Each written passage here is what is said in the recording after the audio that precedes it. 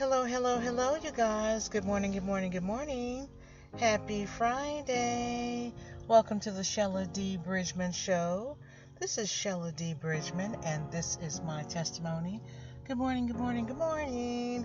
It is Friday, just after Christmas. It is 12:27. It is 7:50 a.m. It is a glorious morning. It looks like it's going to be a beautiful day. I don't see the temperature here on my computer. We're going to make this quick this morning. Just wanted to say greetings. I hope you are well.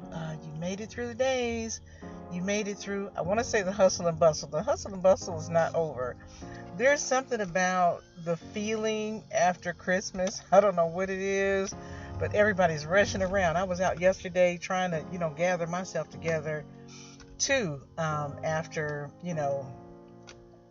having my little delays, and it was I don't know, is it like after Christmas sales or people off work? I don't know what it was, but you can feel the energy in the air. Everybody was doing laundry, and today, you can feel it. You can feel the Friday electricity, as well as I think, sometimes people are just glad it's over, but it's one day. It's one day. It's one day, I get to celebrating, like I said, I used to do all the hustle and bustle and stuff myself years ago, but for those that, are still feeling a little under, it's just one day. It's just one day, and that's how I have learned to get past these days. You go to sleep and you wake up and it's a whole nother day. It's almost like it never happened. So I told people, I said, I'm skipping Christmas. I'm jumping to the new year. So that's my focus. And I'm still quiet. I still, I'll see if my phone shows up today, but I haven't called anybody. Oh, but you know what? The two things I want to tell you. Number one, I have to take, this is why I'm making this quick this morning too, is because I need to take my computer back, my laptop, because, I had to tape it. I had to tape it together because the top is coming apart. So I had to tape it together. I went to the guy yesterday, but because I had to do my uploading, I told him I couldn't leave it yesterday, but I told him I'd bring it this morning, and he opens at 10, so I'm trying to hurry up and get all this stuff done, recorded and uploaded, and so I could take it to him in the morning. This morning. So my laptop is taped. The screen is taped together.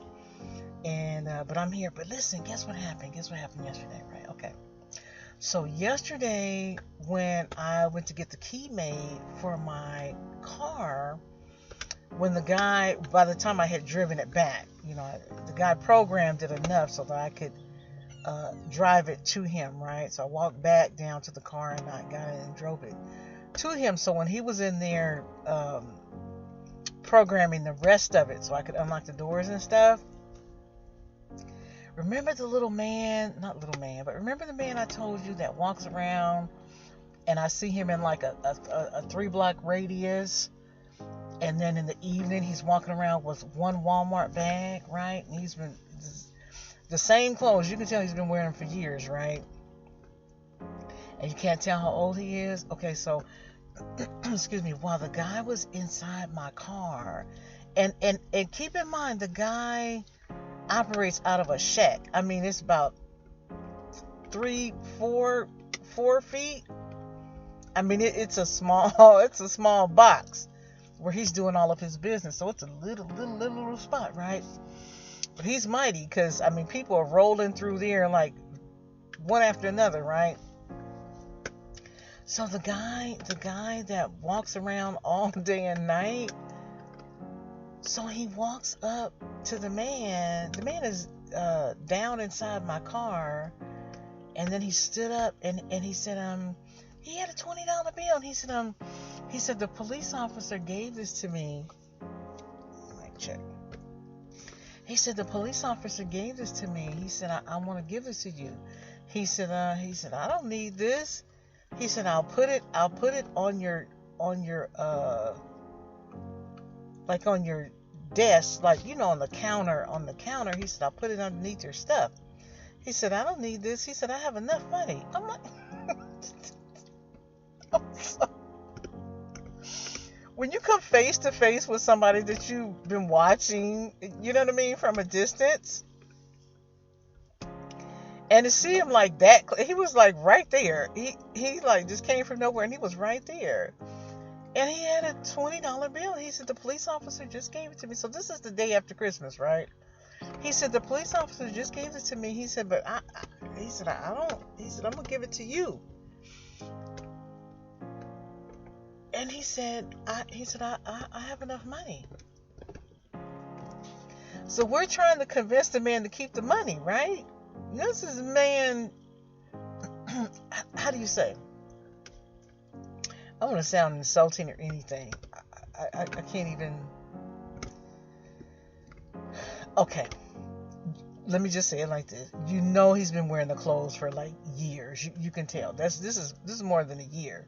This is a coat of armor. This is armor that he's now wearing. This is armor, okay? This is armor that he's wearing. It's armor. For this man to say, I have enough money. So we're both trying to convince him, no, keep the money. And the key man was saying, he said, no, it's a gift to you. It's a gift to you. And he's looking and he's like, and I'm saying, go get yourself some ice cream. You look like, I like ice cream. I'm like, go get yourself some ice cream. Go. And he's looking around and he's like he's perplexed, because it's almost like he found something that wasn't his and he's trying to turn it into somebody. Right? It was it was the strangest moment, but this is okay, this is what I'm saying. I've had a college education. I've been out in the world. I've met people. I've done some things. But to have that kind of experience, that's an education. That's what I mean about everybody out here is not a user, I'll say. Everybody out here is not a bad person. Everybody out here is not up to trickery. People are out here for different reasons. And like I said some time ago, it's the recovery. Recovery, what did I call it? It's the I can't think of how I said it. Regroup. It's the regroup. Something like the regroup, regroup. When something happens, that's devastating, that's bad, that's not, that, you get a punch, you get a blow in the chest, in the gut. Okay, he's being good, drinking his water. When you've had a blow to just even knock you down to the canvas, you laid out for a minute. You dazed. You out. They counting you out. You're not gonna get up. You out. You're out. And then you pop up. You gotta pop up. You gotta get back up. The guy Marvin Sapp. Is it Stand? I think it's Stand. I can't think of the song that he made, but his wife died. I just saw something from him. His wife died 14 years ago. And he made this song, Stand, or I think that's the name of it. And so now he has a grandchild, and they named it's a little girl, and they named her after his deceased wife, right? And that's what I'm saying. When something happens, you're just devastated. That's. Some stuff is just unbelievable. Okay, you can have a little, bad luck. You can even have a bad streak. You can have some bad luck. You can have some. But when the unimaginable happens, but when the unspeakable happens, like I said, like if you lose a child, excuse me, or something like that, that's not the natural order of life, right? When the unimaginable happens, when you. I just, you know what I mean. You gotta get back up. you got to get back up. When they're counting you out, when they're standing over you, you got to get back up again.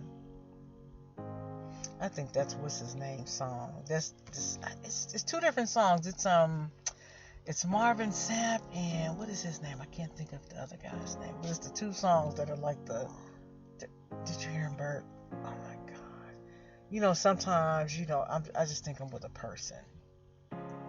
His Bert is so loud. Don't look at him. If you look at him, he'll get going. But, yeah, you got to get back up again. So, I'm going to make this short and sweet this morning, but I want to say we're almost there. We're almost there. We made it through Christmas. Whether you had a glorious one and you spent a whole bunch of money, and you ate a whole bunch of food or too much food, right?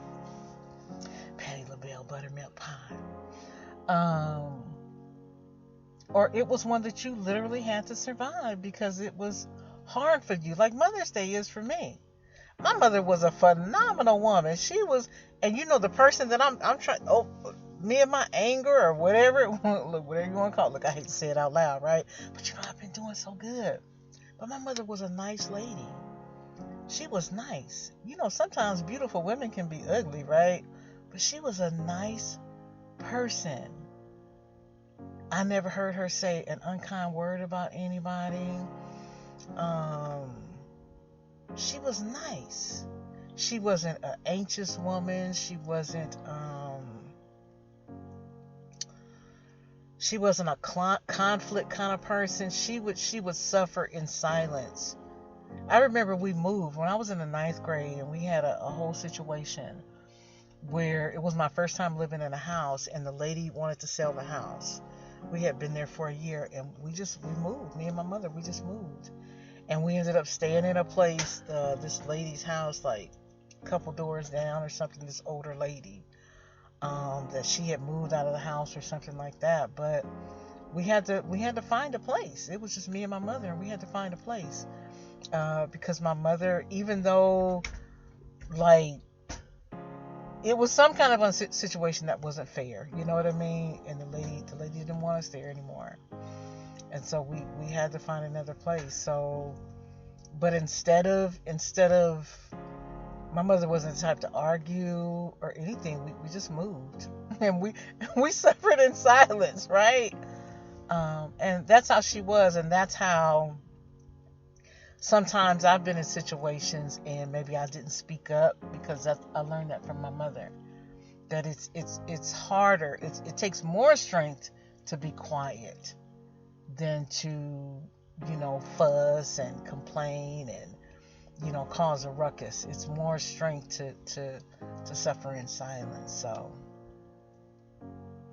but yeah, it's to get back up again. It's stand, and I don't know. I can't think of it's Marvin Sapp and dang, I can't think of his name.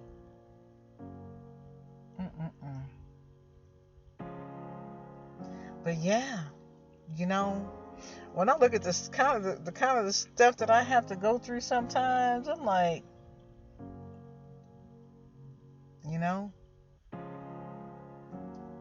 it may be hard out there, walking the streets all night or whatever, but some of the stuff that people put you through sometimes on these jobs and all this other kind of stuff, when you're out there, you're not emotionally navigating anything.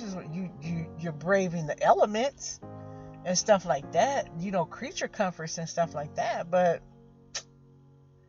these jobs and the antics that you have to deal with from people, I get it.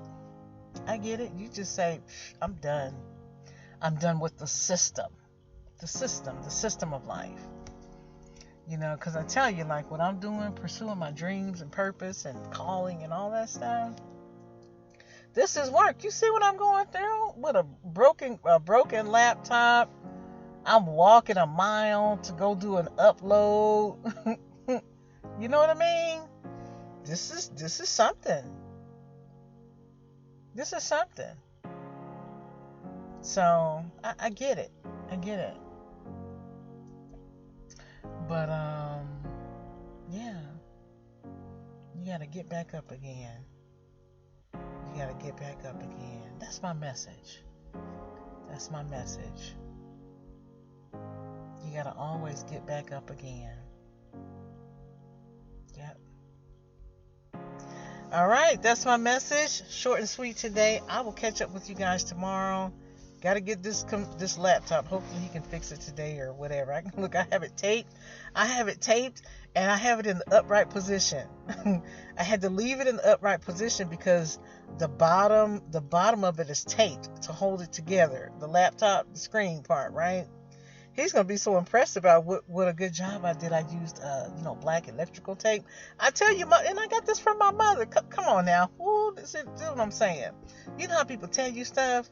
I can show you better than I can tell you. The way I walk around, and people might see one thing. I got my little jewelry on and stuff like that.